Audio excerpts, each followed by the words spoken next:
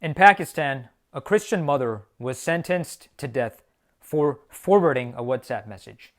She did not write the message. She did not read the message. She simply forwarded it to someone else. And for this, a court sentenced her to die. In that same country, YouTube journalists were sentenced to life in prison. Their crime was just making videos. Human rights lawyers were also sentenced to 17 years in prison. Their crime was posting tweets about human rights. All of these people were prosecuted under the same law. That law is called the Prevention of Electronic Crimes Act, or PECA. Today, I want to explain to you what this law is, how it works, and why it is one of the most dangerous tools of persecution in Pakistan.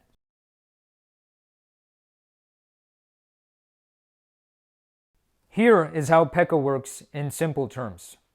The law gives power to an agency called the Federal Investigation Agency, or the FIA. The FIA watches social media. It watches YouTube. It watches WhatsApp groups.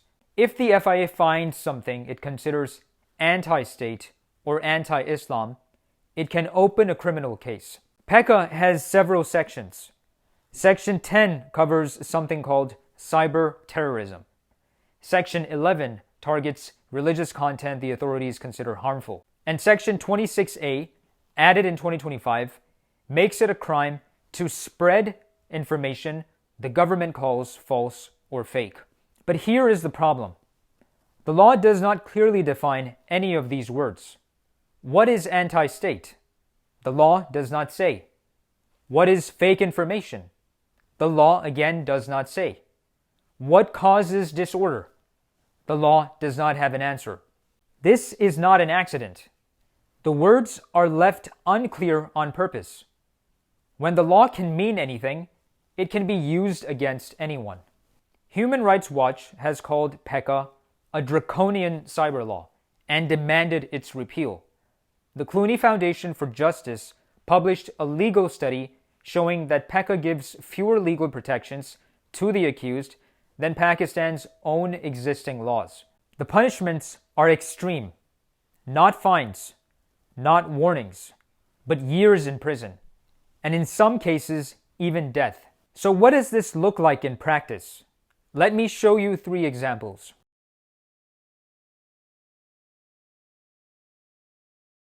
On January 2nd, 2026, a court in Islamabad sentenced 7 people to life in prison. 2 sentences each. Their charge was digital terrorism. Who were these people? Journalists, YouTube commentators. Among them, Wajahat Saeed Khan, a freelance journalist who lives in New York.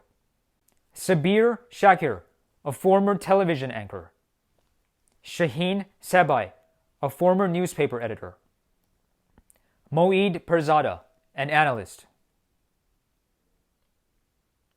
What did they do? They made videos. They posted on social media. They covered the political protests of May 2023 from outside Pakistan.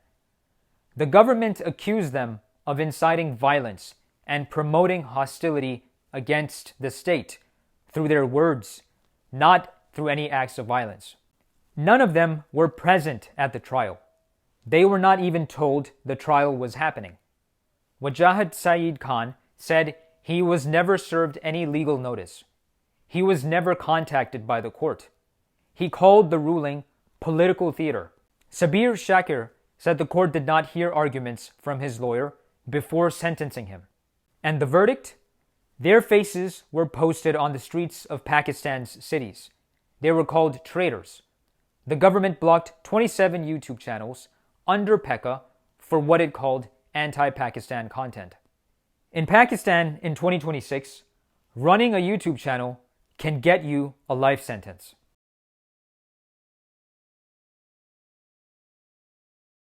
Three weeks after the journalists were sentenced, the government used the same law against a different kind of target, the lawyers. Imaan, Zainab, Mazari Hazir, and her husband, Hadi Ali Chattha, are human rights lawyers. They represent victims of enforced disappearances. They represent people falsely accused of blasphemy. Chattha had directly challenged organized criminal groups that create fake cases to steal property and extort money from innocent people. On January 24th, 2026, both of them were sentenced to 17 years in prison each under PECA.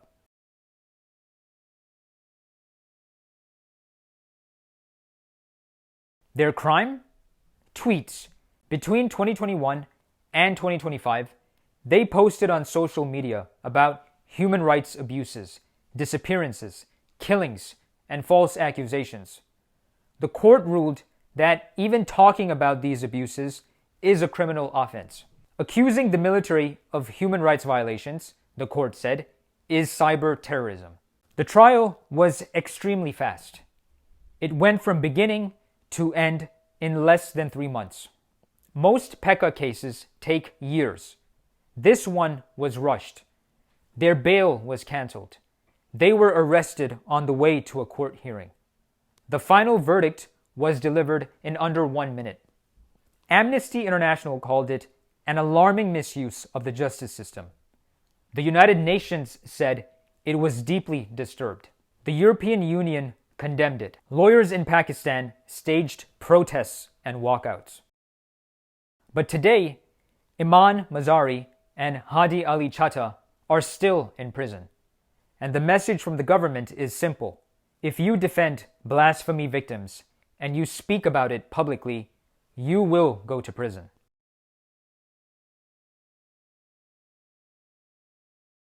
And then there are those people who are most at risk under this law, religious minorities. Shagufta Kiran is a Christian woman. She is 40 years old. She is a wife. She is a mother of 4 children. In September of 2020, she forwarded a message in WhatsApp group. She says she did not write the message. She says she did not read it before forwarding it. Her husband confirmed this. In July of 2021, armed officers from the FIA came to her home. They arrested her. They briefly detained her 2 sons as well. She was charged under 2 laws: Pakistan's Blasphemy Law, Section 295C, and PECA's Section 11. In September of 2024, a special PECA court sentenced her to death. A death sentence for forwarding a message she did not write and did not read. Her lawyer made an important point. The person who actually wrote the blasphemous message was never charged. Her lawyer said it plainly. She was targeted because she is a Christian. She was an easy target. Since her arrest, her family has had to move again and again. They have faced threats. Her children's education has been destroyed. Shagufta is not a journalist. She is not a political activist. She is not even a YouTuber. She is a mother who touched her phone, and the combination of blasphemy laws and PECA sentenced her to die.